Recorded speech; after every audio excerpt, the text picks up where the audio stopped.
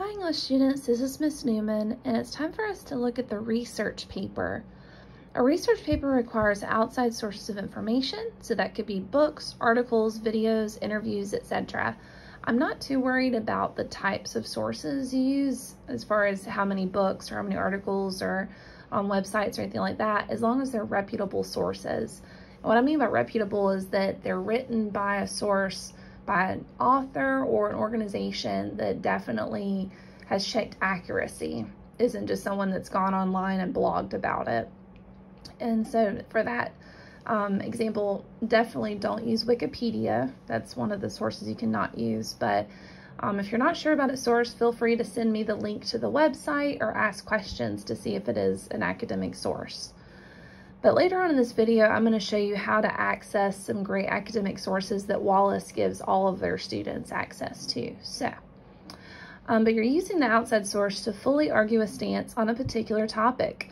This paper is open topic, so you get to choose what you want to write about, which is fantastic because that means you get to choose what you're actually interested in researching versus me assigning you a topic that you might not have any interest in researching. So for that reason, please choose something you're interested in. It might be related to a hobby or a famous historical figure you've always wanted to know more about, or an era in history that you're interested in, or some sort of civil rights movement, or some modern day hot button issue that you want to know more about. So essentially whatever you are interested in researching, you get to research at this point. So that's pretty freeing for most students, but please let me know if you need help choosing a topic. It can also be overwhelming because that means the sky's the limit on what you could research about. So if you need help limiting your researching down to just one topic, please let me know. But every source that is utilized must have both an in-text citation attached to the sentence that has the source's information. So for example, if the author's last name was Bowden and it came from page 45, you would have parentheses Bowden 45 at the end, and you'll also have a citation on the works cited page. So you'll give credit to the author not only in the in-text, but also in a citation on the works cited page. The research paper must have at least 2 outside sources. So just 2 outside sources is the minimum. Of course, if you find more sources that are helpful, feel free to include more than 2, but 2 is the minimum. So I'm going to turn now to your textbook, the Seagull textbook. Page 199 has a really good example of a works cited page. Of course, this one's much longer than yours would be. For instance, if you're just doing 2 citations, it's just these first 2 here. But I wanted to show you how it's formatted. So you'll list different information depending on what kind of source it is, and they have examples in your textbook on whatever kind of source you could ever find. So for instance, they even have a film. If you find a really good movie about your source or your topic, you can cite a film. They've got work on a website is on page 182. That's a very popular one. Number 31 is a really good one.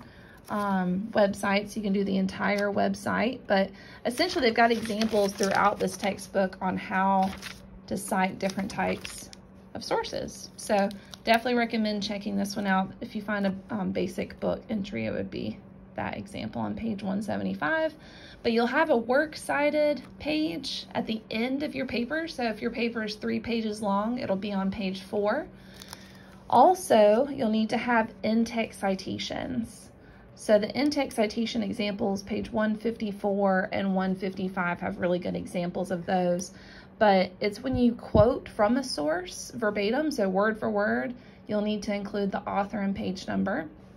Or even if you paraphrase it, if you reword the information into your paper, you'll also need to have an in-text citation. So just make sure that you include that at the end of the sentence. I've gotten questions about if you don't know who the author is. Some of the really reputable websites don't list their authors. So you would put the title, like that example number 7 on page 156. You put the title of the article in the parentheses. Also notice you wouldn't have a page number for a website.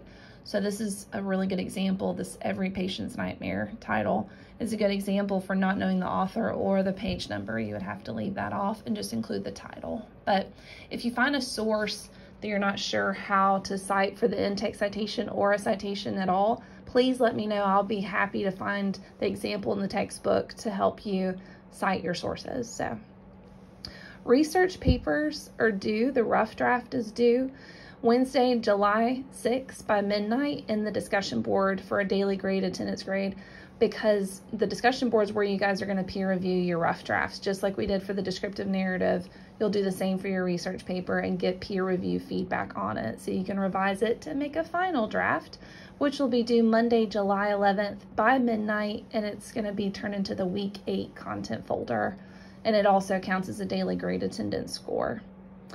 30% of the final grade is your research paper, so this does carry the most weight of all your papers, but it's also the longest and the most time. I mean, so much time is involved in this versus most of your essays, so that's why it's also worth 30% of your final grade. Research papers should be at least 1,000 words in length, and that does count your works cited page and those in-text citations. So make sure you meet at least 1,000 words. If you go over, that's okay, because some students get really excited about their topics and they might turn in 1,300, 1,400 words. That's okay. I am willing to continue reading, and usually those are the students that really were excited about their topic, so I'm not going to count off, but just make sure you get to at least 1,000 words. That's the minimum. For formatting, it's 12-point Times New Roman font, double space with MLA heading and style.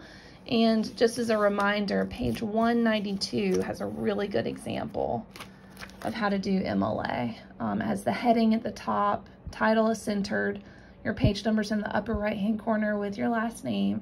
So I recommend looking at page 192 as you're writing out the beginning of your essay.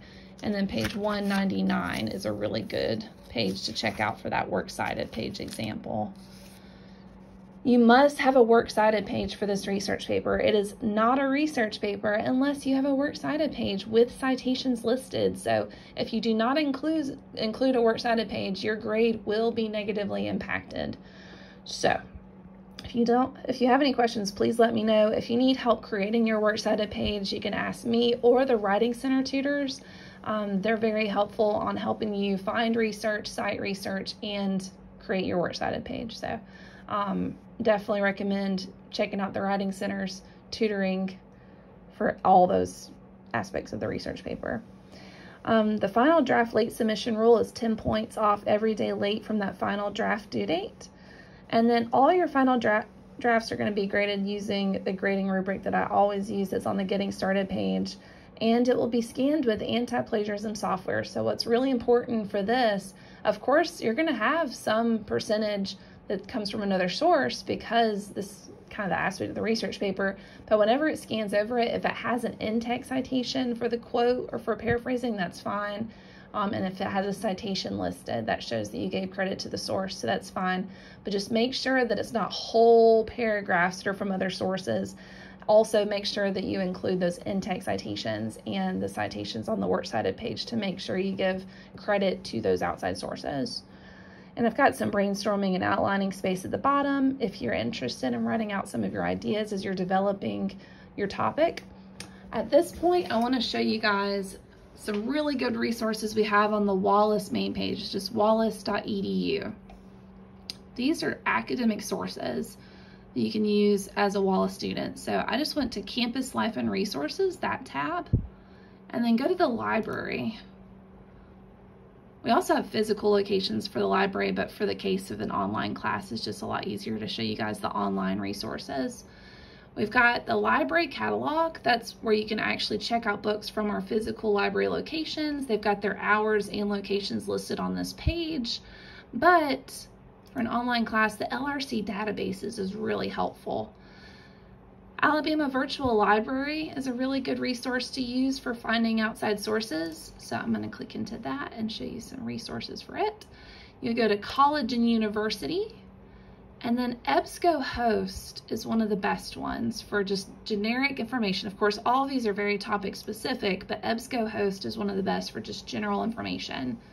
You can search a topic up here. So I'm gonna go with one of my favorites, Shakespeare, just to show you how it looks once you've searched. And say I want to use this source. I click into it, read over the description, and it sounds like a great source for my paper.